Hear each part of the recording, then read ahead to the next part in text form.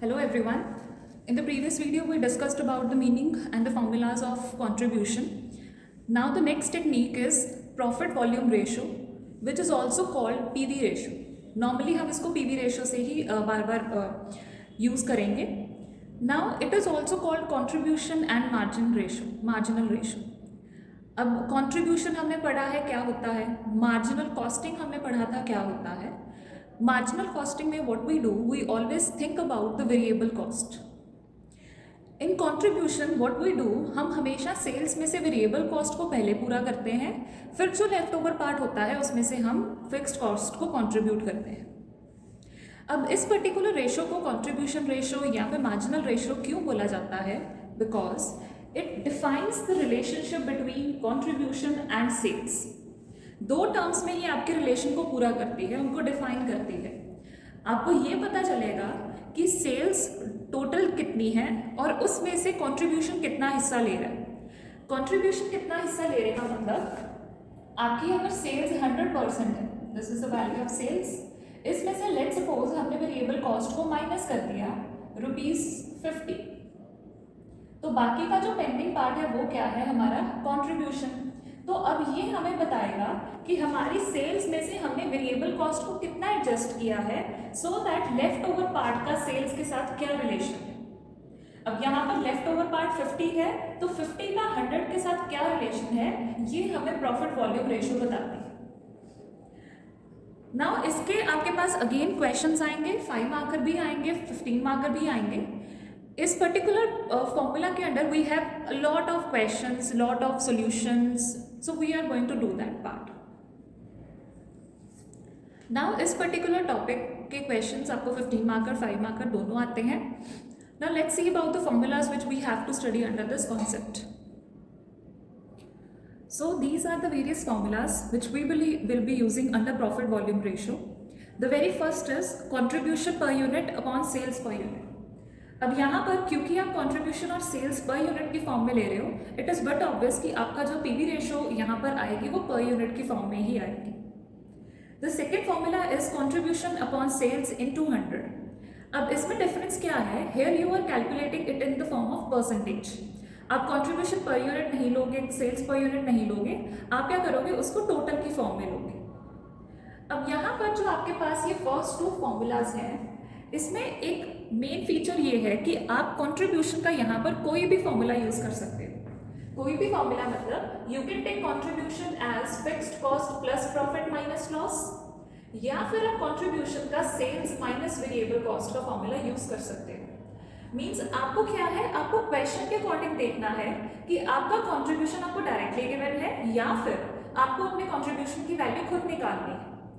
अब अगर मैं यहाँ पर लेट्स सपोज मुझे इन दोनों की वैल्यूज गिवन है और मुझे उन्होंने पीवी रेशो बोला है, ऑब्वियस है पहले मैं क्या करूँगी, अगर मुझे सेल्स गिवन है, वेरिएबल कॉस्ट गिवन है और मुझे बोला है कि मैं पीवी रेशो निकालूँ, what I will do, I will apply the second formula. As per the second formula हमें कंट्रीब्यूशन चाहिए.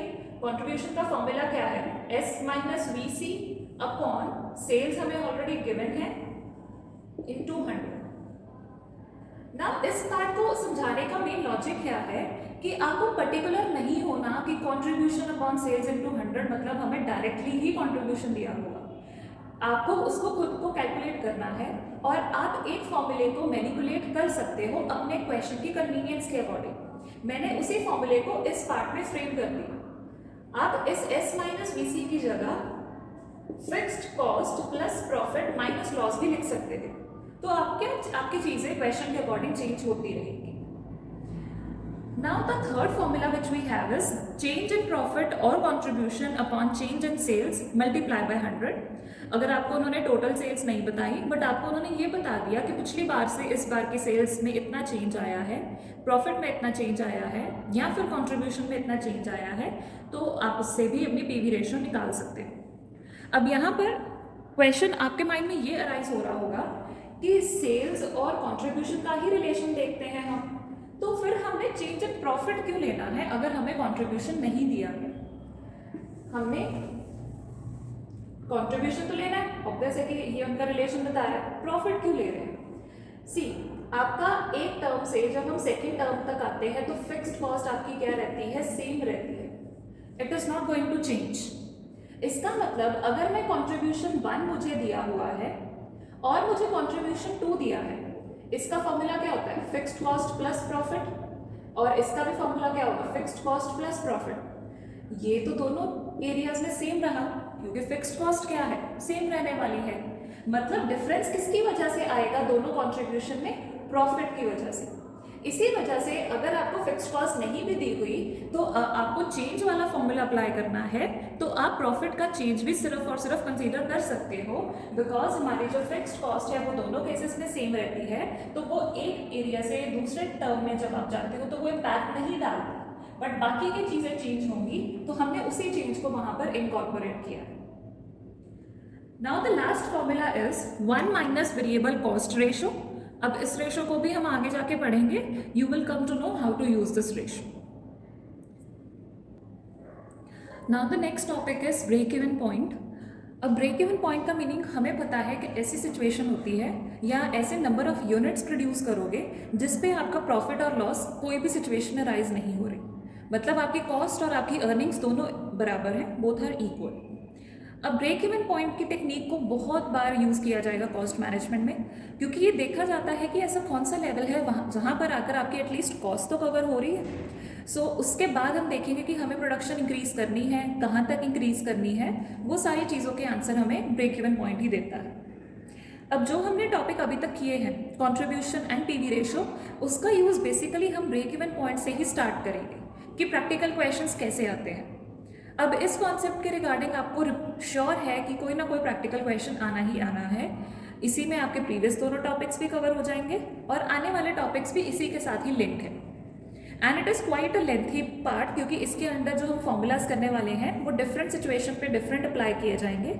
सो be very cautious while doing this part. अब ब्रेक इवन पॉइंट को सबसे फर्स्ट फॉर्म में हम यूनिट्स में अगर हमें कैलकुलेट करना हो, मतलब क्वेश्चन में बताया हो कि आपको कितने यूनिट्स ब्रेक इवन पॉइंट में प्रोड्यूस करने चाहिए, अगर आपको वो चीज़ कैलकुलेट करनी है, आपका फॉर्मूला रहेगा fixed cost divided by selling price per unit minus variable cost per unit. Now see, ये आपने पर यूनिट फॉर्म में ही लेनी, सेलिंग प्राइस भी और वेरिएबल कॉस्ट भी दोनों आपके पर यूनिट फॉर्म में ही जाएंगी। अब अगर मैं इस पर्टिकुलर फॉर्मूला को रिफाइन करके लिखूं, fixed cost FC, selling price per unit minus variable cost per unit हमें क्या देता है, हमें कंट्रीब्यूशन देता है, तो हमने उसको कंट्रीब्यूशन पर यूनिट लिख दी, और in short FC upon C which will give us break even point in the form of units. So question में again I am repeating the same part, formulas को आप अपने क्वेश्चन में अपनी need के अकॉर्डिंग मॉडिफाई कर सकते हो, जो भी आपका करेक्ट होगा आप उसको अप्लाई करोगे। अब ये तो था आपका ब्रेक इवन पॉइंट, अगर आपको यूनिट्स में कैलकुलेट करने के लिए बोला है। समटाइम्स हमें break even point monetary value में कैलकुलेट करने को बोल सकते हैं। मॉनेटरी वैल्यू में मतलब आपको रुपीज़ में उसकी वैल्यू कैलकुलेट करनी है कि कितने वॉल्यूम यूनिट्स पे कितनी प्रोडक्शन होनी चाहिए, कितने अमाउंट की प्रोडक्शन होनी चाहिए, so that we come to know that we have a no profit and no loss situation. Now the formula for calculating break-even point in terms of monetary value or in terms of rupees, fixed cost multiplied by sales। अब sales है, that means आपको total sales लेनी है, per unit value नहीं लेनी, divided by sales minus variable cost. अब sales minus variable cost in short क्या होता है, आपका contribution. So fixed cost into sales divided by contribution आपको किसकी वैल्यू बताएगा, ब्रेक इवन पॉइंट की वैल्यू बताएगा। अब कई बार क्वेश्चन में आपको सिर्फ और सिर्फ पीवी रेशो ही बताई हुई है और उसके अलावा आपको फिक्स्ड कॉस्ट बता दी, तो अब आपको उन्होंने बोला है ब्रेक इवन पॉइंट निकालो, तो वो सिचुएशन में भी हमारे पास एक फॉर्मूला रहता है, break even point in case of PV ratio is fixed cost upon PV ratio. अब अगेन आप यहाँ पर फॉर्मूलाज को कैसे चेंज कर सकते हो या मॉडिफाई कर सकते हो अपने सिचुएशन के according. If I talk about this formula, अगर इस केस में आपको पीवी रेशो कैलकुलेट करनी है और आपके पास ब्रेक इवन है, फिक्स्ड कॉस्ट है, तो ऑब्वियस है आप यहाँ पर फॉर्मूला क्या अप्लाई करोगे, PV ratio is equal to fixed cost upon break even point. Means you can change the direction of each and every value by following various rules. अब अगर हम ये पर्टिकुलर फॉर्मूला लें, इसमें हमारे पास वैल्यू क्या है, break even point is equal to fixed cost into sales upon contribution. What if मुझे क्वेश्चन में कंट्रीब्यूशन नहीं दिया बट सारी की सारी वैल्यूज दी हुई, तो मैं क्या करूंगी, इस पर्टिकुलर फॉर्मूला को यूज करके contribution is equal to fixed cost into sales upon break even point. Means you can change, you can modify as per your need, as per your requirement. So this was the break even point in terms of monetary value.